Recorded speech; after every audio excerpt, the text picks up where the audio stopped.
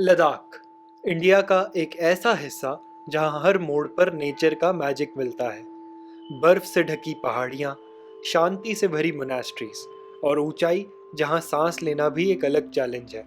लेकिन इस बार हम सिर्फ लद्दाख को एक्सप्लोर नहीं करेंगे, बल्कि हम हिस्सा बनेंगे एक खास फेस्टिवल का, सिंधु दर्शन उत्सव,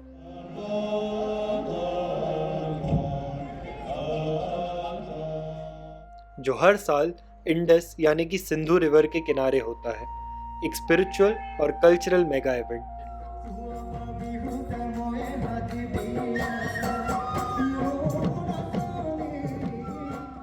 इस लद्दाख टूर में हम एक्सप्लोर करने वाले हैं मैजिकल ब्लू वाटर्स वाली पैंगोंग लेक, दुनिया का सबसे ऊंचा रोड खारदुंगला, गाड़ियों को अपनी तरफ खींचने वाली मैग्नेटिक हिल, मन को शांति से भर देने वाली मोनास्ट्रीज और वो सब कुछ जो आप लद्दाख में बिल्कुल मिस नहीं करना चाहेंगे। यानी ये है आपका कंप्लीट लद्दाख ट्रैवल गाइड, जिसमें मिलेगी itinerary, budget, best places, travel tips और भी बहुत कुछ।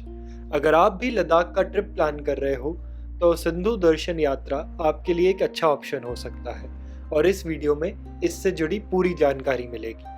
तो मैं हूं जयेश और आप देख रहे हो ट्रैवल विद जयेश। तो चलिए चलते हैं desert of the mountains Ladakh की तरफ।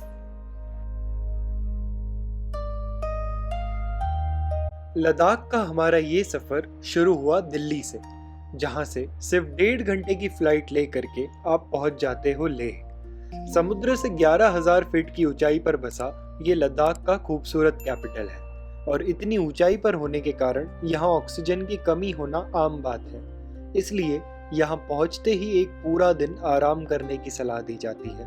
लेकिन होटल में चेक इन करने के बाद जब हमने खारदुंगला पास का नाम सुना तो खुद को रोक नहीं पाए और निकल पड़े दुनिया की हाईएस्ट मोटरेबल रोड की तरफ।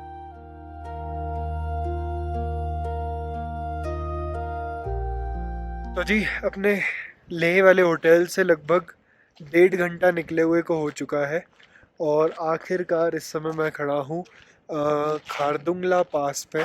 खारदुंगला जो है काफ़ी लंबे समय तक वर्ल्ड की हाईएस्ट मोटरेबल रोड रही थी और इस समय बोलने में आपको समझ में आ ही रहा होगा कि काफ़ी तकलीफ़ हो रही है क्योंकि इतनी ज़्यादा हाइट पे ऑक्सीजन बहुत कम है।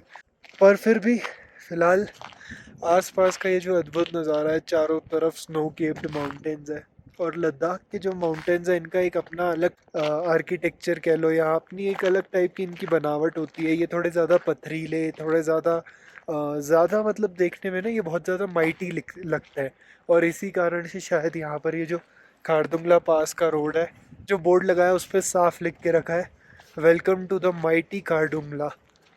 और वाकई में यहाँ से जो एक नज़ारा है वो अपने आप में काफ़ी इंटरेस्टिंग, काफ़ी अद्भुत है। लद्दाख में हमारे पहले ही दिन खारदुंगला तक चले जाना शायद थोड़ा बहादुरी वाला फैसला था, क्योंकि इतनी ज़्यादा ऊंचाई पर ऑक्सीजन बहुत कम थी और अभी हम पूरी तरह से एक्लेमेटाइज भी नहीं हुए थे। इसलिए सिर्फ थोड़ी ही देर रुकने के बाद हम वापस लेह लौट आए और अपने होटल पहुंचकर रात भर अच्छे से रेस्ट किया, क्योंकि अगली सुबह कुछ खास होने वाली थी। दूसरे दिन की सुबह कुछ अलग ही एनर्जी के साथ हुई, क्योंकि आज था सिंधु दर्शन उत्सव का मेन डे। सुबह सुबह हम लेह से निकले सिंधु घाट की ओर।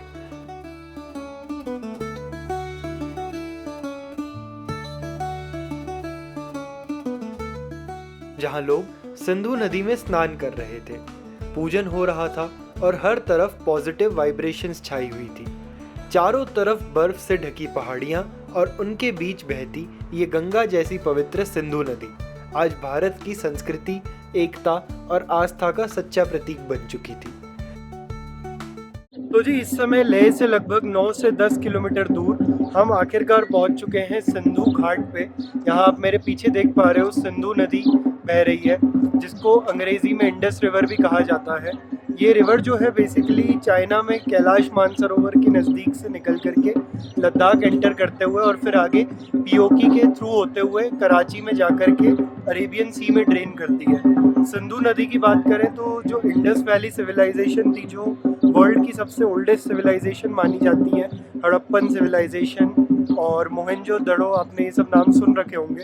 तो वो सिविलाइजेशंस अगर किसी चीज़ के दम पर सरवाइव करती थी तो वो थी ये सिंधु रिवर। और हर साल इंडियन गवर्नमेंट जो है एक सिंधु दर्शन यात्रा ऑर्गेनाइज करती है, जिसमें पूरे देश से और यहाँ तक कि फॉरेन से भी लोगों को इनवाइट किया जाता है कि वो यहाँ लद्दाख में आए और सिंधु नदी की पूजा अर्चना करें और इसकी जो इम्पोर्टेंस रही है हमारी ओवरऑल ह्यूमन सिविलाइजेशन को इस्टेब्लिश करने में, right from the Indus valley civilization, उसको आकर के समझें, यहाँ के लोकल कल्चर को समझें।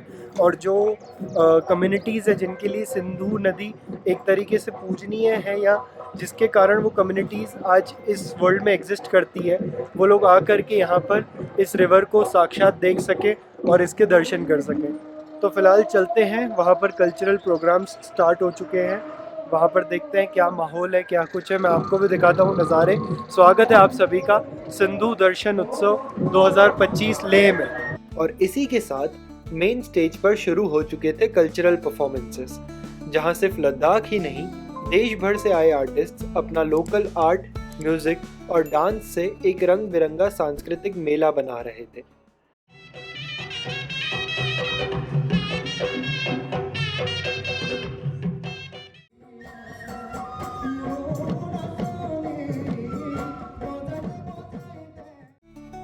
देश भर से 2000 से ज़्यादा लोग और कई बड़े सेलिब्रिटीज़ और डिग्निटरीज इस उत्सव में शामिल होने आए थे। और इस बार का उत्सव और भी खास था क्योंकि पहली बार इंडस रिवर के किनारे लॉर्ड बुद्धा की मेडिसिनल फॉर्म में प्रतिमा स्थापित की जा रही थी। एक तरफ भक्ति, दूसरी तरफ मस्ती और बीच में बहती ये सिंधु नदी। ऐसा तो सिर्फ हमारे इनक्रेडिबल इंडिया में ही पॉसिबल है। फेस्टिवल अटेंड करने के बाद हम निकल पड़े लेह की लोकल साइट सीइंग के लिए, जिसमें हमारा पहला स्टॉप था इंडस और ज़ंस्कार रिवर्स का कॉन्फ्लुएंस, जिसे संगम पॉइंट कहा जाता है। तो जी मेरे पीछे आप देख पा रहे हो, ये है कॉन्फ्लुएंस ज़ंस्कार रिवर और इंडस रिवर का। और इस पॉइंट पे ये दोनों मर्ज होकर के आगे इंडस के फॉर्म में टुवर्ड्स पीओके सीधे कंटिन्यू करती है, जहाँ से फिर ये आगे जा कर के पाकिस्तान पहुँच करके और अरेबियन सी में ड्रेन कर जाती है कराची के पास में। और इस समय इस पॉइंट के आसपास अगर आप आते हो तो यहाँ पर आप राफ्टिंग भी कर सकते हो। राफ्टिंग करने के लिए भी यहाँ पर काफ़ी सारे ऑप्शंस हैं। अगर आपके साथ फैमिली है या एक सेफ़ राइड चाहिए, एक फ़न राइड चाहिए, तो 6 किलोमीटर्स की राइड होती है जिसके चार्जेस प्रेजेंट डे में 1000 रुपीज़ पर पर्सन है।